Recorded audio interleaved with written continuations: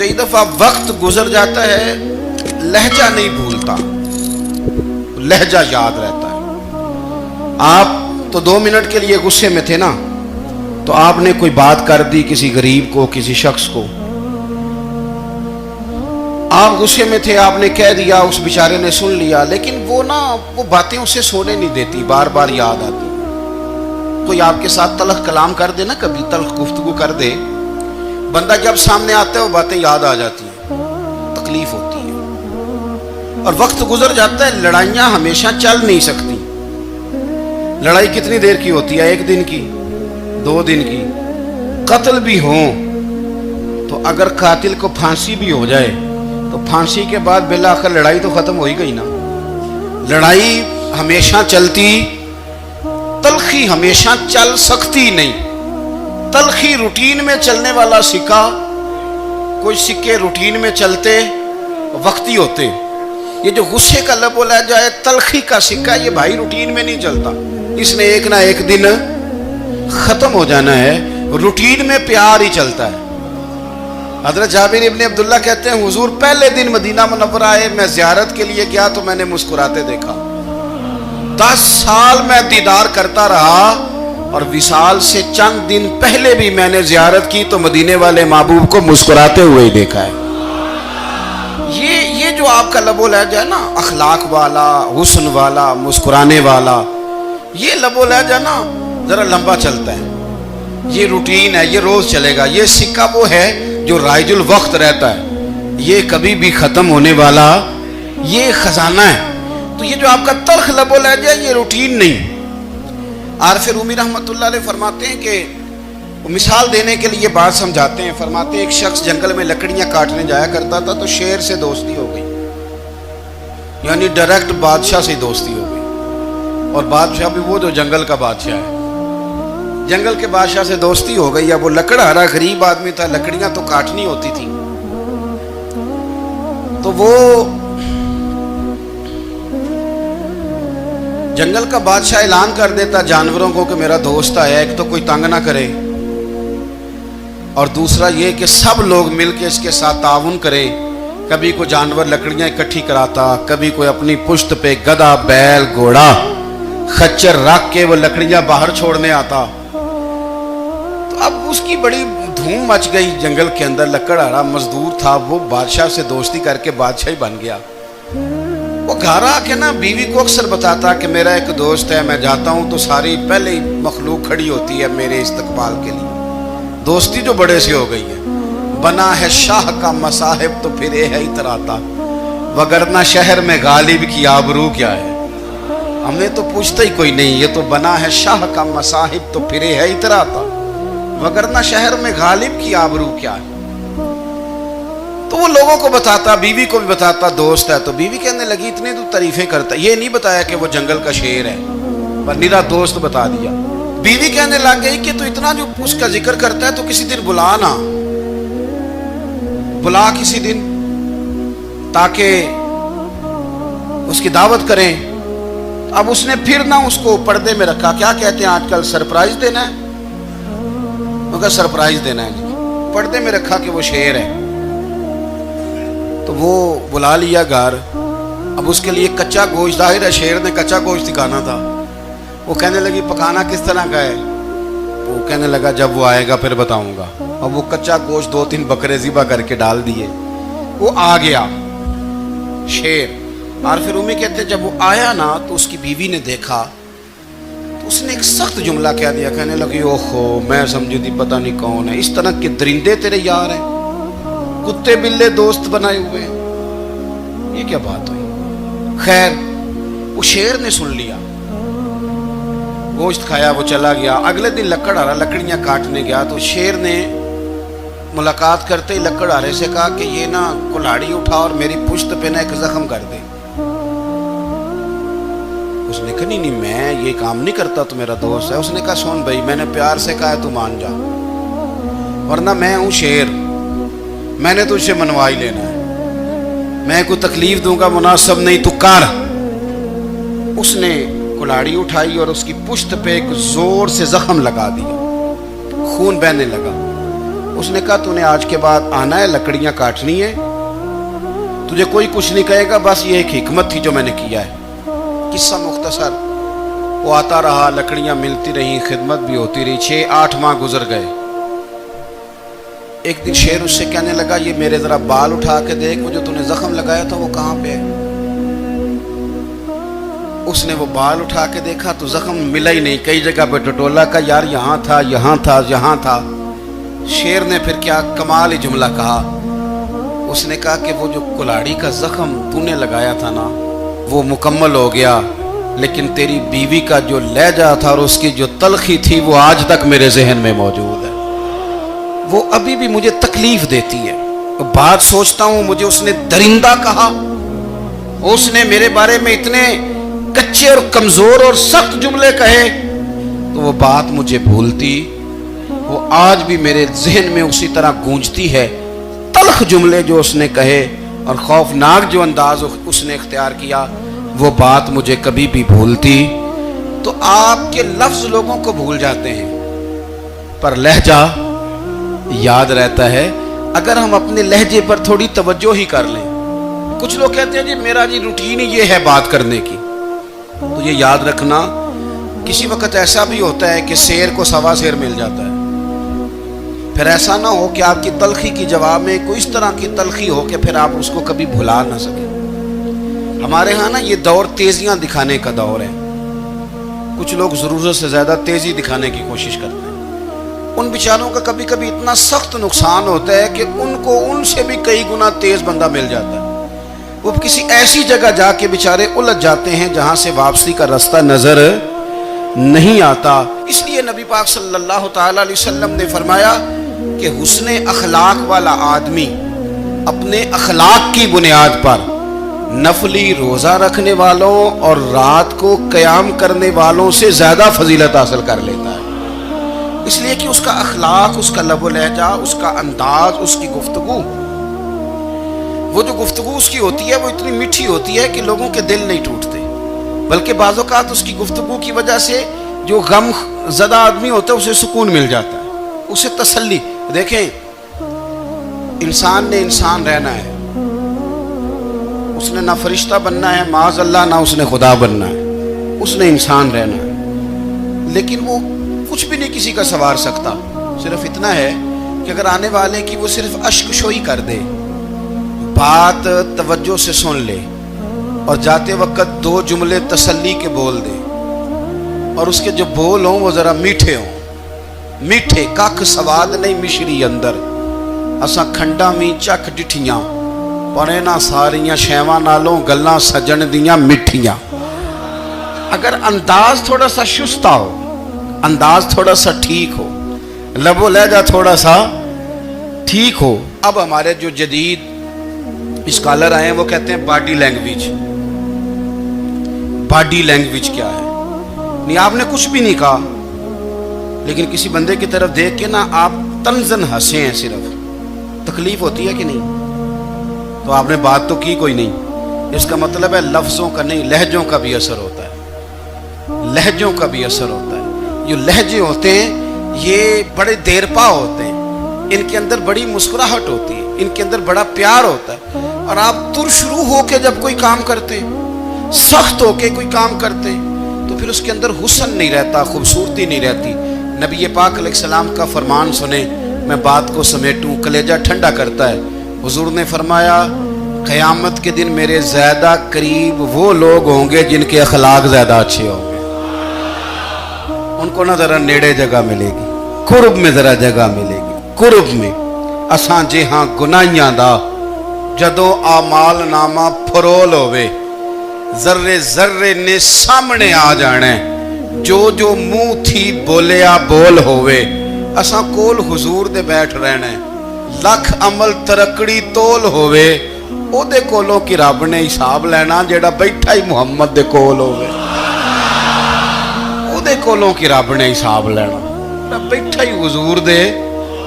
तो नबी पाक ने फरमाया, बैठ जाओगे मेरे करीब, पर शर्त है अखलाक अच्छा होना चाहिए, तुम्हारा लबो लहजा शुस्ता होना चाहिए। जगह नेड़े मिल जाएगी, नेड़े जगह मिल जाएगी, पर पहले आने वालों को नहीं। کوئی کہے میں پہلے گیا ہوں تو مل گئی، نہ اسے ملے گی جس کا اخلاق اچھا ہے، جس کا لب و لہجہ ٹھیک ہے، جس کا انداز فکر اچھا ہے. اور عید کا جواب پتھر سے دینا بھی چھوڑ دیں، بس تھوڑا سا اپنے سٹائل میں نرمی لائیں، انداز میں نرمی لائیں. کئی دفعہ آپ صحیح بات بھی کرتے ہیں لیکن وہ لہجہ ٹھیک نہیں نہ ہوتا تو صحیح بات بھی قابل قبول نہیں ہوتی. ویسے ایک بات عرض کروں، اگر روز کی بنیادوں پہ جس طرح تھوڑی سی واک کرتے ہیں تو روز کرنی پڑتی ہے نا، روز کرنی پڑتی ہے. تو کوئی بھی آپ ڈاکٹر کے پاس جاتے ہیں تو وہ دوائی بتائے تو روز کھانی پڑتی ہے، پرہیز بتائے تو روز کرنا پڑتا ہے. تو تھوڑا سا نا لب و لہجے پہ بھی توجہ دیں. جس طرح منہ روز دھوتے ہیں نا، دھونا ہی پڑتا ہے، تو اسی طرح اگر تھوڑا سا لہجہ بھی دھونا شروع کر دینا. یہ جو لوگ آپ سے تھوڑا تھوڑا شکوہ کرتے ہیں تو اس نے کہا تھا کہ میرے لہجے میں غرور آیا تھا، اس کا حق تھا کہ وہ شکایت کرتا.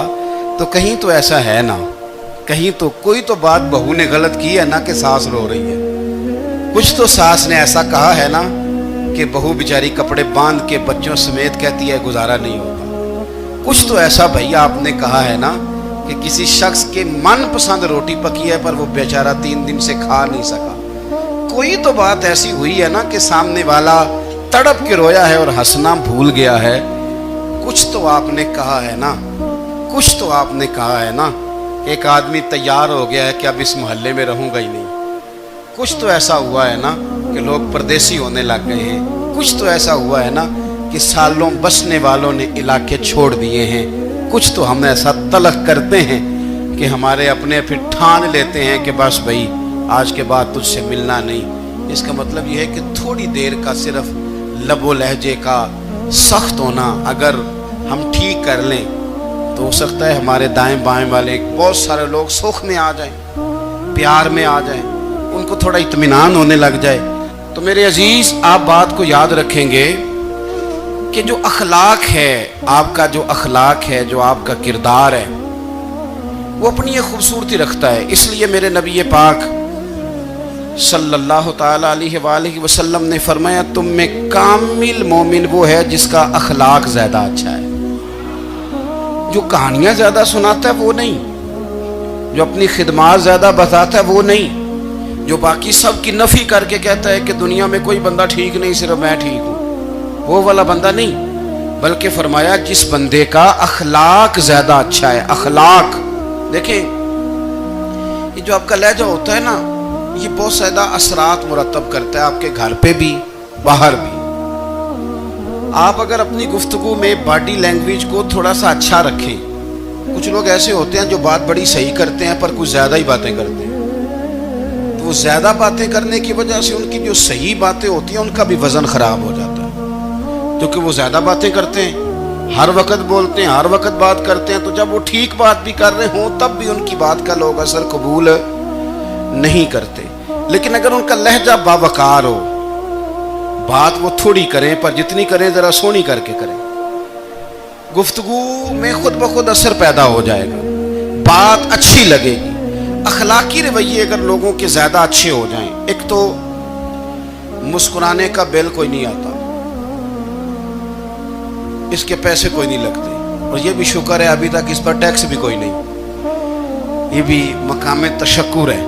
تو اگر آپ بات کریں اور اس میں تھوڑی سی مٹھاس پیدا کر لیں، آپ تھوڑی سی بات میں نا مٹھاس. میرے ایک کلاس فیلو ہیں تو وہ تقریر کر رہے تھے اور میں سن رہا تھا، تو مجھے بعد میں کہنے لگے آپ تبصرہ کریں میں نے کیسی تقریر کی ہے.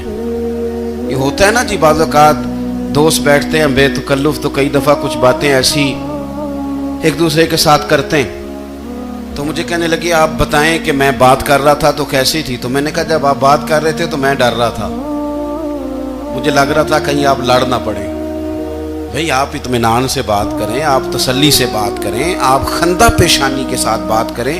میرے نبی پاک صلی اللہ تعالی علیہ وسلم نے فرمایا، مسلم شریف کی حدیث ہے، حضور فرماتے ہیں نیکی کو کبھی چھوٹا نہیں سمجھنا، نیکی کو حقیر نہیں سمجھنا. کچھ نہ ہو سکے تو اپنے بھائی سے مسکرا کے بات ہی کر لیا کرو. بات کرو تو تمہارے لہجے میں ترش روئی نہ ہو. بعض اوقات آپ تلخ بات کرتے ہیں آپ کا لہجہ تلخ ہوتا ہے تو آپ کی صحیح بات بھی قبول نہیں کی جاتی، لیکن اگر آپ کے لہجے میں مسکراہٹ ہو، آپ کے لہجے کے اندر خوبصورتی ہو، تو آپ کے اپنے بھی آپ کے بیگانے بھی سب کے سب آپ کی بات کو تسلی کے ساتھ سمجھنا وہ گوارا کریں گے۔ میں نے دیکھا ہے بہت سارے لوگ ایسے ہیں جن کے ساتھ لوگ آنا جانا ملنا بیٹھنا آہستہ آہستہ چھوڑ دیتے ہیں، اور وہ کس لیے چھوڑ دیتے ہیں؟ وہ ان کے رویے کی وجہ سے چھوڑ دیتے ہیں، ان کے انداز فکر کی وجہ سے چھوڑ دیتے ہیں، ان کے شکووں کی وجہ سے چھوڑ دیتے ہیں۔ مزاج ہوتا ہے نا ہمارا کہ ہمیں شوق ہوتا ہے تعلق زیادہ لوگوں کے ساتھ ہو، اور پھر یہ بھی شرط ہوتی ہے کہ میں جس کے پاس جاؤں وہ مجھے یہی کہے کہ تو میرے ساتھ ہی پیار کر۔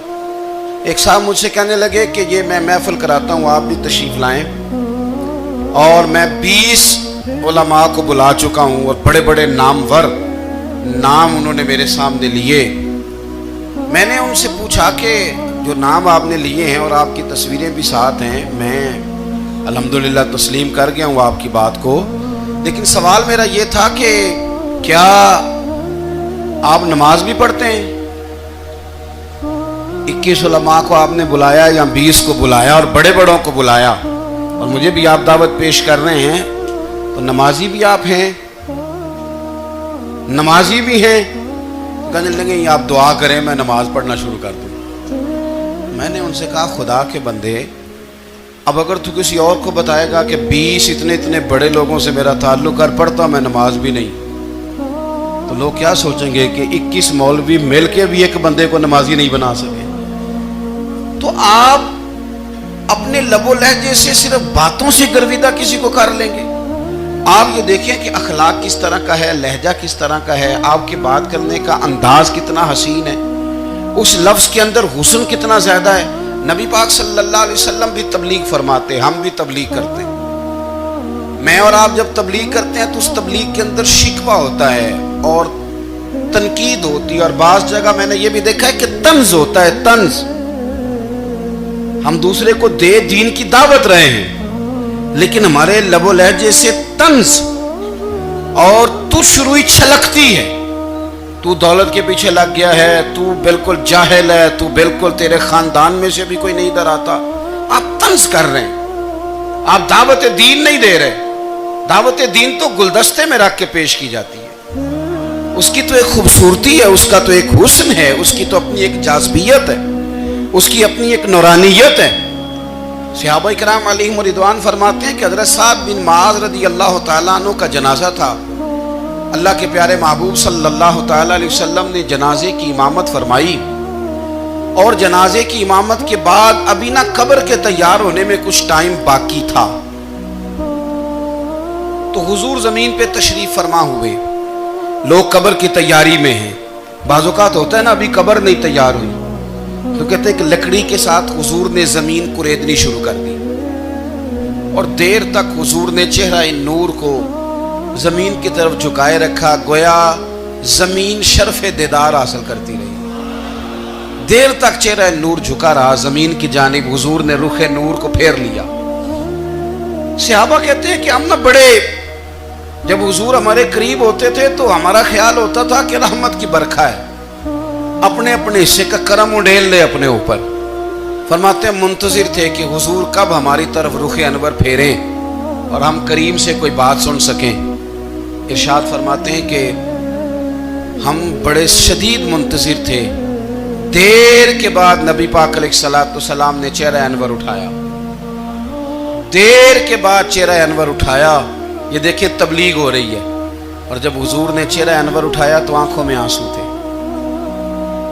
رو رہے تھے، اور 3 دفعہ حضور نے فرمایا، چونکہ قبر تیار ہو رہی تھی، 3 دفعہ نبی کریم نے فرمایا لوگو قبر آخرت کی منزلوں میں سے پہلی منزل ہے، اس کی تیاری کر لو، اس کی تیاری کر لو، اس کی تیاری کر لو۔ 3 دفعہ حضور نے یہ جملے دہرائے۔ کیوں؟ ایک میں تبلیغ کرتا ہوں پر اس میں نہ درد ہے، نہ رونا ہے، نہ وہ لب و لہجہ ہے۔ ایک حضور دعوت دے رہے ہیں قبر کی تیاری کی، لیکن اس میں آنسو ہے، اس میں خاص رغبت ہے غلاموں کے لیے۔ تو اپنی زندگی کے اندر جو ہمارا انداز تکلم ہے، ہمارا انداز گفتگو ہے، میں کہا کرتا ہوں کہ ہم نا दीन के लिए जब कलाम कर रहे होते हैं तो शिद्दत होती है हमारे जुमलों के अंदर। बाद मकामात शिद्दत के होते हैं। आप जिहाद की बात कर रहे हैं, नामूस रिसालत की बात कर रहे हैं, तो किसी जगह आपके लबो लहजे के अंदर शिद्दत का हो जाना बुरा नहीं है, बल्कि वो अच्छा है। लेकिन मेरे अजीज, हर वक्त ही कुछ लोग तलख हैं। उन्हें किसी वक्त भी आप उनसे मुलाकात कर लें, वो लोग आपको परेशान ही नजर आएंगे। हजरत सैयदना अब्दुल्लाह इब्न अमर रदी अल्लाह तआला अन्हु रवायत करते हैं कि नबी पाक सल्लल्लाहु तआला अलैहि वसल्लम ने इरशाद फरमाया कि जन्नत में ऐसे भी कमरे होंगे, जन्नत में कुछ ऐसे कमरे, कुछ ऐसे मकानात भी होंगे कि बाहर खड़े होंगे तो अंदर नजर आएगा, और अंदर खड़े होंगे तो बाहर नजर आएगा। यानी एक तो तुम आईने लगाते हो ना, वो दीवारें इतनी शफाफ होंगी कि अंदर बाहर से उनका हुस्न दिखाई देगा। हजरत सैयदना मालिक अशअरी रदी अल्लाह तआला अन्हु बैठे थे, कहते मैंने फौरन अर्ज की, हुजूर वो मिलेंगे किसको? वो जो इतने हसीन घर होंगे कि दीवारें ही शीशे की महसूस होंगी, अंदर बाहर से हुस्न के जलवे दिखाई देंगे, हुजूर वो मिलेंगे किसे? तो अल्लाह के प्यारे महबूब अलैहिस्सलाम ने फरमाया वो उसको मिलेंगे जो गुफ्तगू अच्छी करेगा, जो गुफ्तगू अच्छी करेगा, लबो लहजा अखलाक वाला होगा, गुफ्तगू अच्छी करेगा, लोगों को खाना खिलाएगा, और जब लोग सो रहे होंगे तो वो उठ के अपने रब की इबादत करेगा। उस शख्स को वो मकानात मिलेंगे जिनकी दीवारें आईने की मानिंद होंगी, जिनका हुस्न ताज़ा होगा, जिनको अल्लाह तबारक व तआला ने अपने फजल से मुज़य्यन किया होगा, संवारा होगा। अपने लहजों पर, अपने उठने बैठने पर, मेल मिलाप पर थोड़ी तवज्जो दें, थोड़ा सा ख्याल करें। अल्लाह के हुजूर दुआ है मालिक करीम समझने की तौफीक अता फरमाए।